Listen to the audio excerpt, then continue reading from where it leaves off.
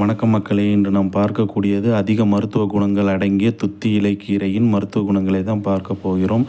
துத்தி இலை அதிக நோய்களை குணப்படுத்த பயன்படுகிறது. ஆனால் நாம் இன்று பார்க்கக்கூடியது மூலத்தை எவ்வாறு குணப்படுத்துகிறது. மூலத்தில் நிறைய இருக்குது. இதில் நம்ம பார்க்கக்கூடியது ரத்த மூலம், உள் மூலம், வெளி மூலம், பௌத்திரம். இதை பற்றி தான் பார்க்க போகிறோம்.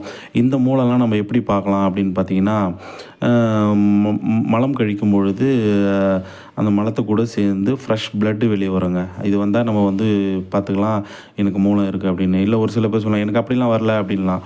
ஆனால் இதில் என்னென்னலாம் வரும்னு பார்த்தீங்கன்னாக்கா, மோஷன் டைட்டாக போகிறேன், மோஷன் போன பிறகு நமிக்குது, அரிக்குது, மோஷன் போன பிறகும் உள்ளே ஏதோ இருக்கா மாதிரி இருக்குது, உள்ளே ஒரு கட்டி மாதிரி இருக்குது. இந்த மாதிரி நீங்கள் ஃபீல் பண்ணிக்கலாம். கண்டிப்பாக உங்களுக்கு அது மூலம் இருக்கிறதுக்கு கண்டிப்பாக வாய்ப்பு இருக்கிறது. ஒரு சில பிளட்டு வரும், ஒரு சில மோஷன் கூட பிளட்டு வரும். அது எப்படி வரும்னு பார்த்தீங்கன்னா டார்க் பிளட்டாக வரும். இது பார்த்திங்கன்னா மூலம் கிடையாதுங்க. இது பார்த்திங்கன்னா குடலில் உள்ள புண்ணின் காரணமாக வருகிறது. இதுக்கு நீங்கள் கண்டிப்பாக டாக்டர்கிட்ட போய் தான் ஆகணும்.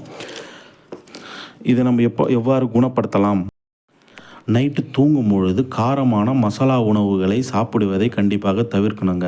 அதுக்கப்புறம் பூமிக்கு அடியில் இருக்கிற கிழங்குகள், மரவள்ளி கிழங்கு, கேரட்டு, பீட்ரூட்டு, முள்ளங்கி போன்ற அனைத்தையும் நம்ம சாப்பிடக்கூடாது. இது கண்டிப்பாக மூலத்தை விளைவிக்கும்.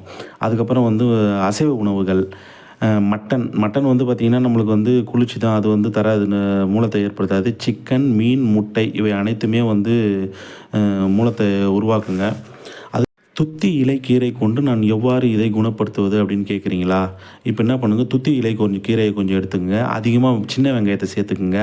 விளக்கெண்ணெயை கொஞ்சம் சேர்த்து மசியல் மாதிரி பண்ணி மதிய உணவில் சேர்த்துக்கிட்டே வாங்க. மதிய உணவில் சேர்த்து சாப்பிட்டுக்கிட்டே வாங்க. 48 நாள் நீங்கள் கண்டினியூவாக இதை சேர்த்து சாப்பிட்டுக்கிட்டு வந்தீங்கன்னா படிப்படியாக உங்கள் மூல நோய் குறைவதை நீங்கள் கண்டிப்பாக காணலாம். நன்றி.